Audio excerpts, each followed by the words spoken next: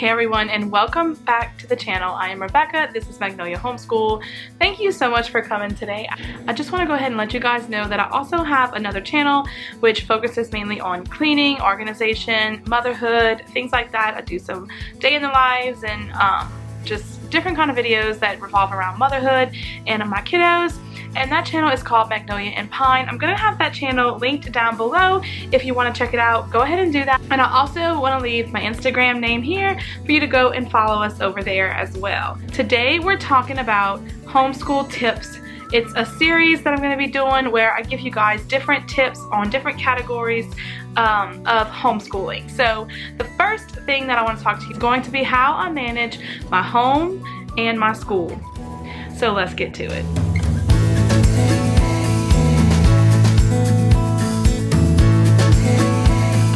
I want to start off by saying that when I tell you that I'm going to give you tips on managing home versus school and how I balance the things, I just want to let you know that I am by no means perfect. I am by no means striving for perfection.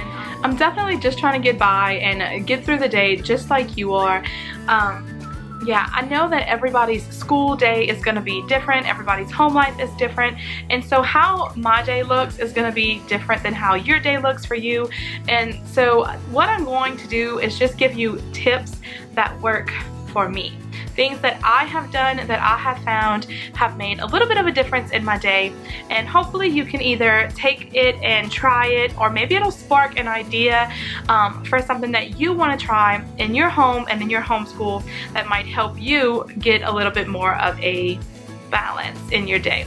So the first thing I want to say is we do what I call block scheduling. So the first time I've ever heard of block scheduling was from Jordan Page. Everyone, I think it's called Fun, Cheap, or Free, something like that. She talked about block scheduling and how she blocks off parts of her day for work, parts of her day for kids, errands, and she even blocks off part of her day for spousal time. So I want to talk to you about how I use block scheduling to balance my home and my school, and how those things kind of like blend together, because of course when you're homeschooling it kind of just goes in with life, and I don't know if there's ever a beginning or an end to your school day, but this is just how I have been able to schedule things to work for us.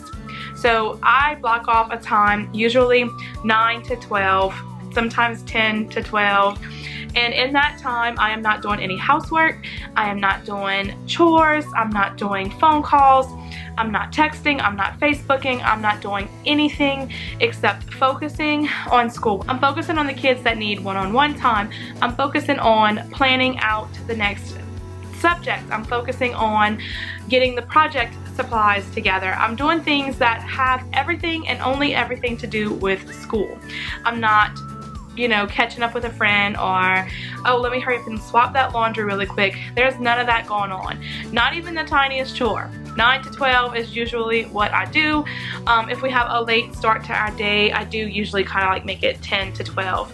And like I said, nothing else gets done. So I know that doesn't seem like a whole lot of time, but when you're not doing anything else and your mind is not distracted by a million other things, and you're focusing on what's in front of you, you would be surprised what you can get done in that amount of time, like I said, with no distraction. And also, a lot of times Brooks takes a morning nap, and so that will typically help me get a lot more done when he is napping and not, you know, begging for attention. Or after our first block, we usually have lunch from 12 to 1. We can prep lunch, we can clean up from lunch, we can sit and rest. And so that kind of brings me to like my next tip as well, which is easy and affordable lunches. So I want a lunch that will fit into my 12 to 1, but also I want to make sure that I have time to rest my brain a little, maybe make another pot of coffee. I do want to pick up the dishes from lunch, so I do kind of have a little bit of cleaning done in my lunch hour. And I want to make sure that I get to do that so that I have the clear mind to finish our school day, and I'm not constantly thinking, oh my gosh, I should have done those dishes. So I want to make sure that the lunch is quick and easy, There's like not a lot of prep, not a lot of dishes. So I want my lunches to be easy, quick. I don't want a lot of prep to do because I want to make sure that I save that like after lunch time to be able to rest and recoup and rejuvenate myself. I want to make sure that I can maybe quickly swap the laundry, do a little bit of dishes, and get a little bit of cleaning time in there, as well as I want to sit in my recliner and hold my baby and not worry about anything else, and just kind of like watch the kids play and kind of do nothing for about 30 minutes. So we typically try to get our lunches heated up, warmed up, prepped, whatever needs to be done, and eat within the first 30 minutes of our lunch hour, and then the last 30 minutes of our lunch hour are usually quickly swap something out and sit down and rest a little while. And then of course at 1 o'clock we go back to school and we start our second school block. Our second school block is usually about an hour, and that's usually all we need to finish off our day. Okay, so tip number 2, finding easy and still affordable lunches. And I want to touch a little bit more on that before I move on to tip number 3. You're gonna think I'm crazy when I say this, but there are days where, actually a lot of the days, I will pack my homeschoolers a lunch. If I don't prepare it the night before, I'll get up early and I prepare it that morning when I have extra time before the kids are awake. And it's something that I kind of enjoy doing, so I don't mind doing it. But if I'm not packing a lunch, then they're eating something like a Lunchable, making a quick sandwich, just kind of like I said, the easiest kind of lunches you could possibly think of. Messing up our momentum or taking an entire hour for lunch and not getting to rest kind of messes up our afternoon. Okay, when our second school block ends around 2, 3 o'clock, we usually end it at 2, but sometimes it'll have to go to 3 o'clock. That's including like our afternoon basket and everything like that gets done in our afternoon block. So after that is over, then I have the afternoon. I'm usually always having coffee immediately after school is over.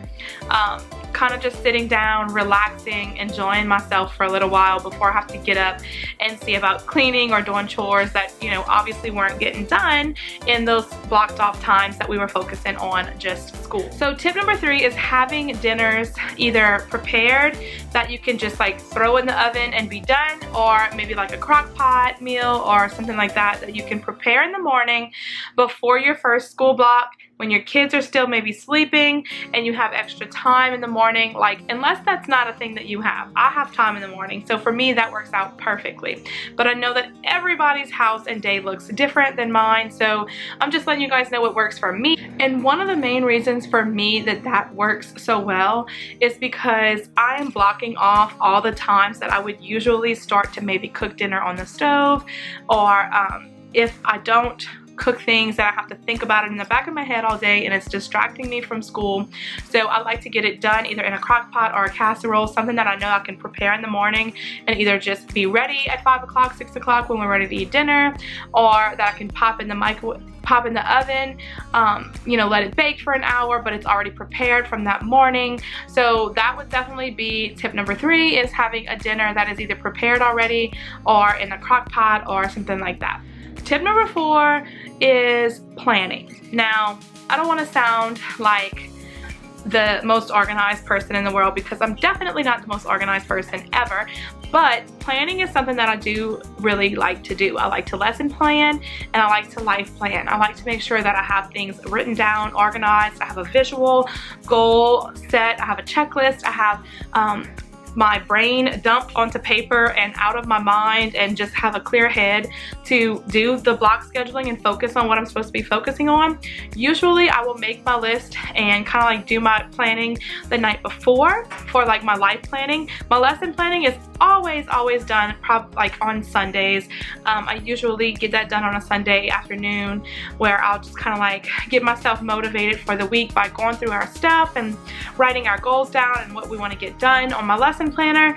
But as far as life planning goes, I usually will just do that the night before, making like goals for myself, to-do lists or checklists, or just kind of like writing out anything that is not like planned in advance. If it's something that is planned in advance, then of course I write it down when it comes out.